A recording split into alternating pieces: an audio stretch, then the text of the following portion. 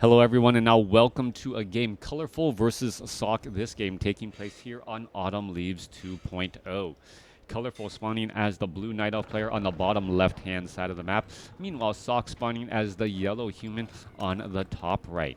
We are looking at Barracks, Altar of Kings, coming across from Sock. Meanwhile, from Colorful, well, Ancient of War, Altar of Elders, Moonwell. No big surprises there. Let's go ahead and get to that 2-minute mark where the heroes are out on the battlefield, and we know, well, action is going to get underway. Sock opening things up with the Archmage here. Meanwhile, we are looking at Demon Hunter coming in from the Night Elf as Militia clearing to deal with this Ogre Magi 533 creep camp.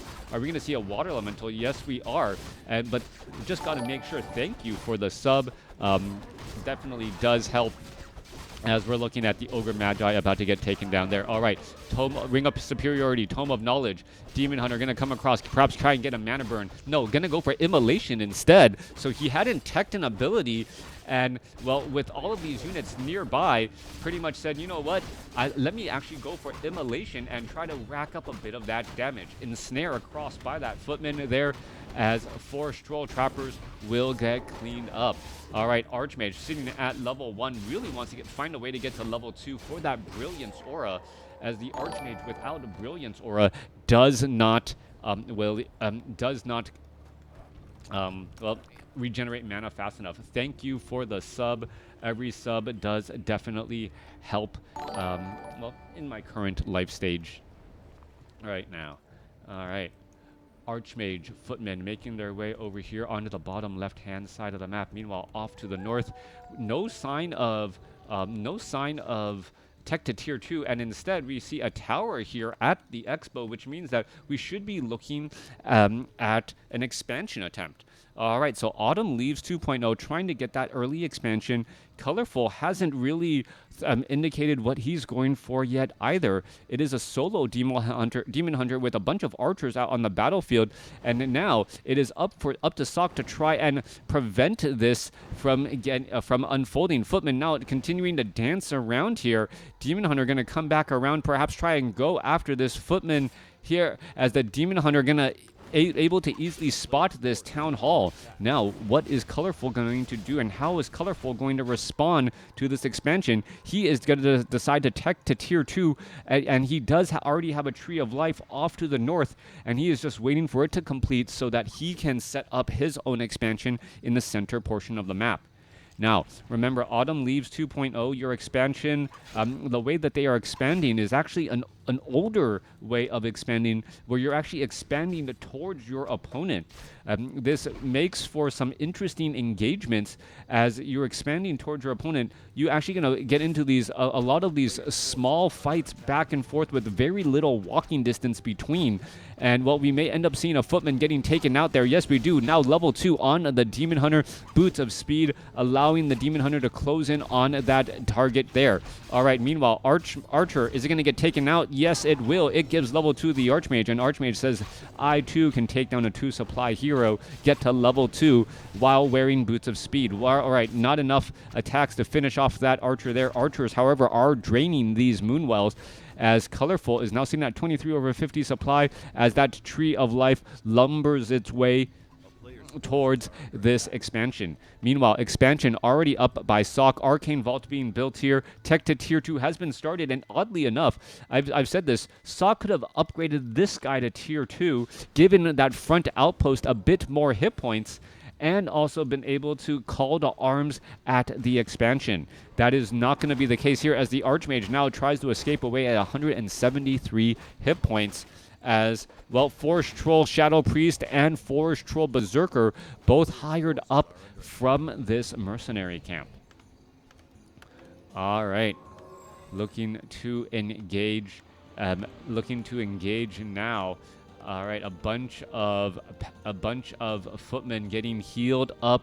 Archmage, he'll need about another 20 or 30 seconds before he wants to try and fight a different spot, or perhaps allow only the water elemental to take the majority of that damage. You can see that the Footmen are all still getting healed up here. The Forest Troll Berserker and Trappers are getting focused down quickly by the Footmen nearby, and now the Sasquatch is going after some of these targets instead. Not Naga Sea Witch sitting now higher up here. Tree of Life already, well, entangling that gold mine as the Naga Sea Witch here goes after the enraged Wildkin and Null Overseer Creep Camp while hiring up a Goblin Shredder. No Staff of Preservation to quickly send that Shredder to work, though, as it will just be forced to walk all the way back home. Naga Sea Witch getting close to level 2. Demon Hunter has picked up Devotion Aura, an additional 1.5 armor for all of the units there. Nicely done. Meanwhile, what is going to unfold here? There's some footmen now wandering out across the battlefield. All right, Naga Sea Witch, Cold Arrows, Archmage, going to be a little bit slower. We can see Ancient of Lore trying to get pressured in. All right, that Forest Troll Shadow Priest pretty much should end up Forest Troll Shadow Priest not getting killed quickly. I would have thought with the sea of footmen around him and the Troll Shadow Priest down to 100 hit points, that would have been the higher priority target. But instead, Sok is really focusing on trying to delay, any sort of Ancient of Lore tech as we are teching the tier 3. All right, Forest Troll Berserker getting cleaned up here. 47 supply compared to 37. Sok having the larger supply overall as he is fully saturated on the gold mine. Meanwhile, Colorful here hasn't really transferred the Wisp into the gold mine yet, so that gold mine difference still very, very apparent. All right, Sok's tech to tier 2 should be done. There's that dual Arcane Sanctum being trained up or being built up by a large number of peasants here. All right, more healing, regeneration, a Clarity Potion, and Scroll of Regeneration for that Archmage to perhaps, well, try and test the waters again. All right, Naga Sea Witch, Forest Troll Shadow Priest, Forest Troll Berserkers, Demon Hunter. All right, Sok looking to build some more farms here, perhaps create a little bit more supply. Ancient of Wonder is going to try to get cleared up. Ancient of Lore, well, not getting pressured here as the Demon Hunter is going to be able to just pretty much body block. I think Sok is trying to deny that Water Elemental, unable to do so, as that would have put the Archmage very much in harm's way, as the Archmage now needs to find a way to retreat back. Archmage accidentally walks straight into a Cold Arrow. Now Boots of Speed, well, able to escape quickly, perhaps heading back off to the north. Meanwhile, Blood Mage as the second hero. So Blood Mage with Siphon Mana, often a strong second hero if your opponent is going for that Demon Hunter and can retech to Mana Burn. Retraining the Mana Burn does cause so many problems as the Naga Sea Witch gets in some Cold Arrow shots on that Archmage again. Dual Scrolls of Healing, however, on that Archmage to try and heal up all of these units. Priest also here as well to perhaps heal up that Archmage, as the Blood Mage does sit at level 2 and opted to go for Banish.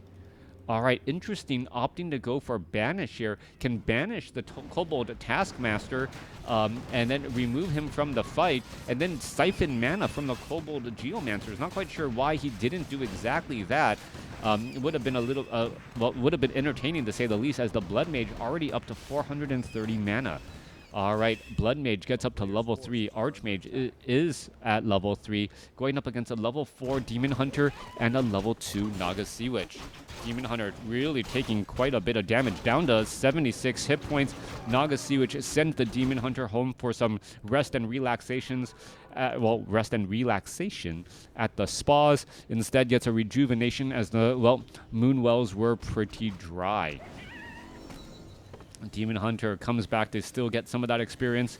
Naga Sea Witch gets to level 3 though. So level 4, level 3 going up against dual level 3 heroes, as we're looking at, well, Ivory Towers being placed down.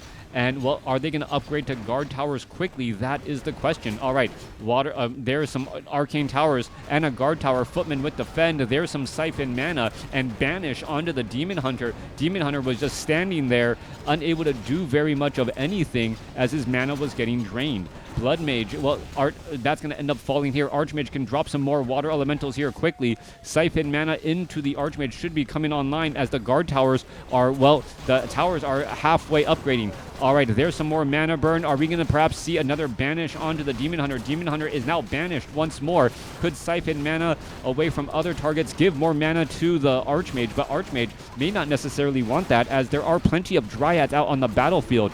All right, more attacks underway. Demon Hunter does have anti-magic shell to try and protect, banish onto a Druid of the Claw. So the Demon Hunter, or the Blood Mage with plenty of mana, has plenty of opportunities to just kind of divide and conquer this army or split it up. All right, Demon Hunter trying to retreat back there. There's another Scroll of Healing being used as the now siphon mana away from the Naga Sea Witch. And now Scroll or Healing Ward in the back here, providing a lot of healing as well. So both sides are fighting, but the forward outpost of Sok getting in a couple of guard towers and arcane towers could easily spell problems. All right, are we perhaps going to see some repairs underway?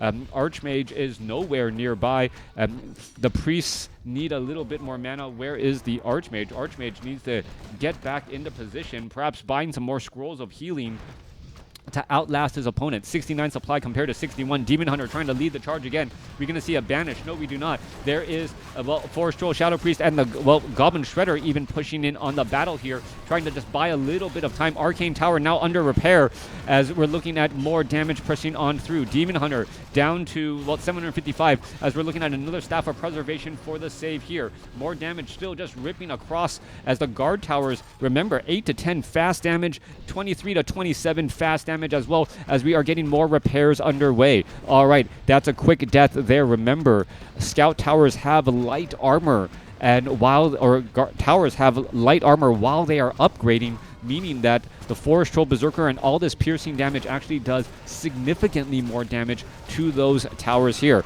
All right, there goes a Fork Lightning onto the Rifleman. Rifleman, Staff of Preservation saving a unit here. No more Scrolls of Healing, so no more Burst Healing. So Focus Fire going to work out very well. Militia now being called in over, and still 65 supply compared to 68 as the guard towers are still continuing the fight here. Blood Mage drains some more mana. There goes two Druids of the Claw. Now 58 supply compared to 60 as the towers are still, doing quite a bit of fighting. Now another Rifleman getting taken out. Blood Mage trying to siphon mana away from the Priestess of the Moon, who does have True Shot Aura and an Orb of Venom. So that is going to be some big damage over time that you're just constantly trying to heal back up.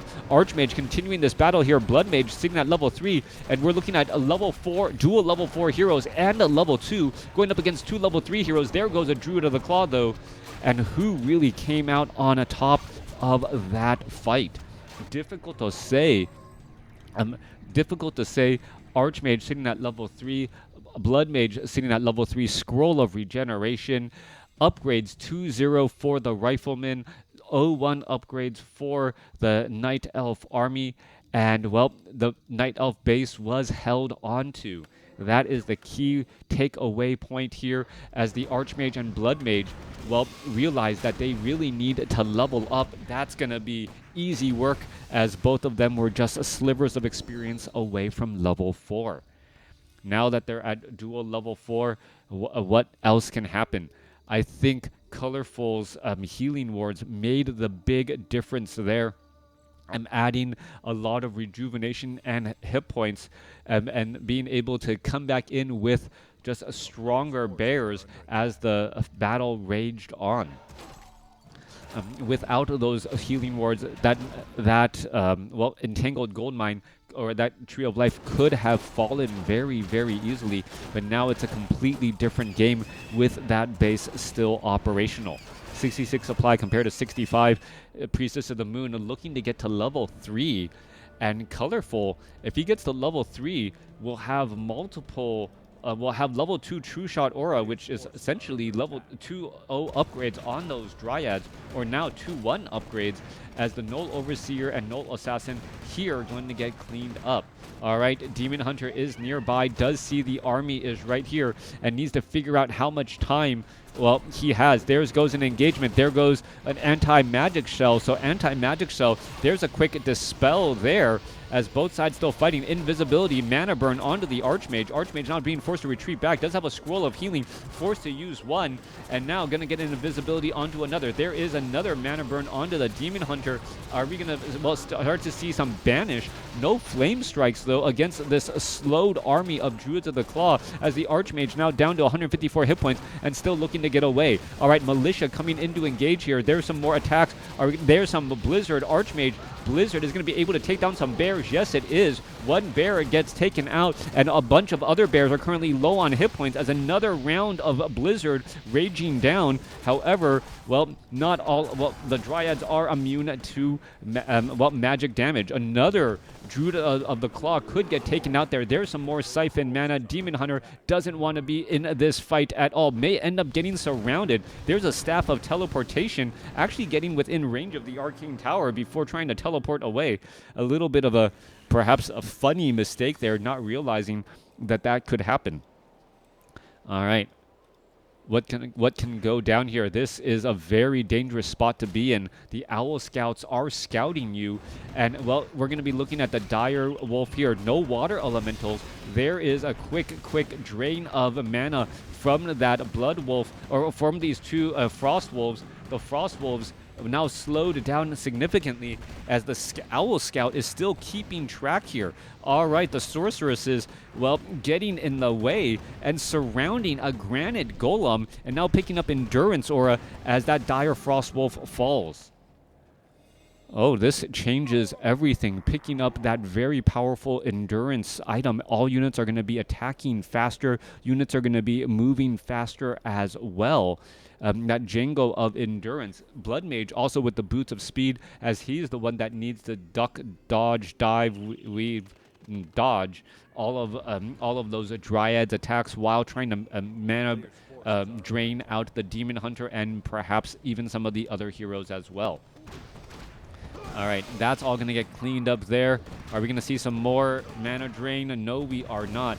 Units reinforcing, 2 Spellbreakers and a Rifleman. And here we are, here we go. 80 supply going up against 70. This is a fairly large difference as the Spellbreakers getting a little bit of long-distance attacks there. Now remember, the Spellbreakers do not have the weapon upgrades. Those belong to the Riflemen and all of the gunpowder-based damages, fly machines, mortar teams, and all those other units that you don't see on the battlefield. Only the Riflemen have attack upgrades at this point. Meanwhile, the Dryads now have 1-2 upgrades alongside the Druid of the Claw, and it may come down to whether or not you're able to share upgrades as a defining factor. Remember, well, I don't have to explain that, guys, right? If your entire army shares upgrades, well, you don't have to spend as much to get the same type of upgrades. It's more effective. They overlap. All of that good jazz. What's up?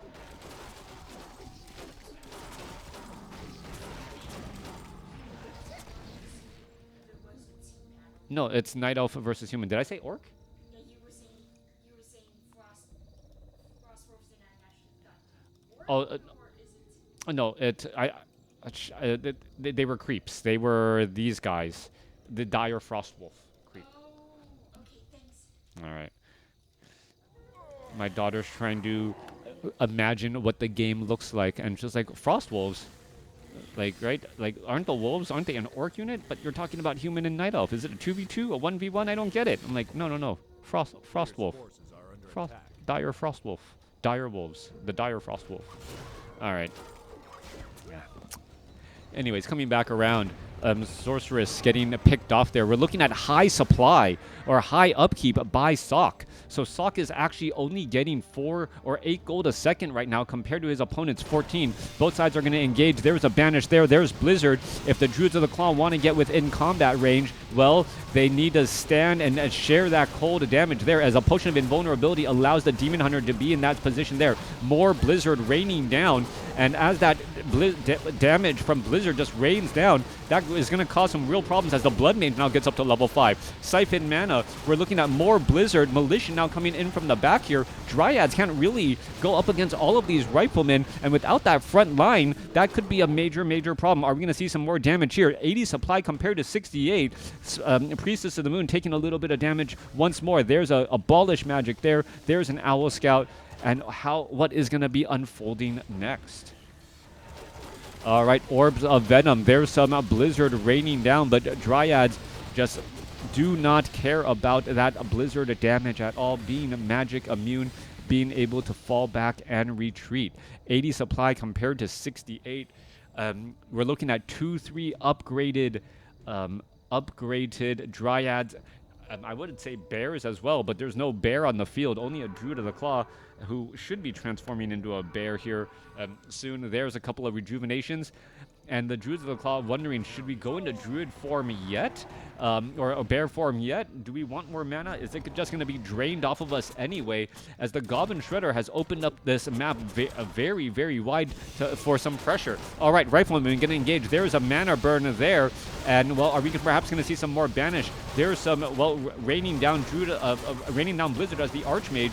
Is he going to be able to finish off these Druids of the Claw? Riflemen with their Focus Fire able to do quite a bit here, but it looks like some of the Druids of the Claw are not getting Focus Fired at all, even though they're at red hit points. All right, more Blizzard raining down. That's going to be hitting multiple bears, and the Goblin Shredder taking those down easily. Meanwhile, the Blood Mage at 5.5, Archmage sitting at 5.5. Units are still trying to retreat, playing this game of, well, just a pulling back and just buying time while dealing damage.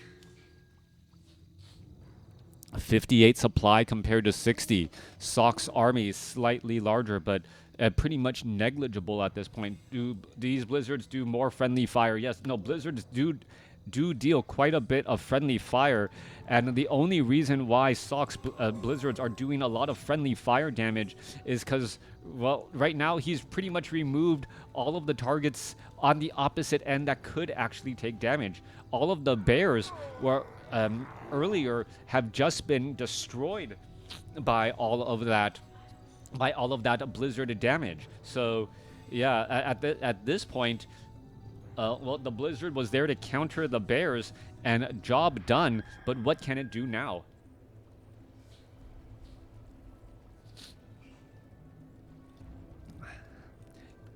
Well, you got to remember, when you're looking at skills and choices made by the players, you have to look at that choice over the entirety of the game, right? Blizzard is still raining down here.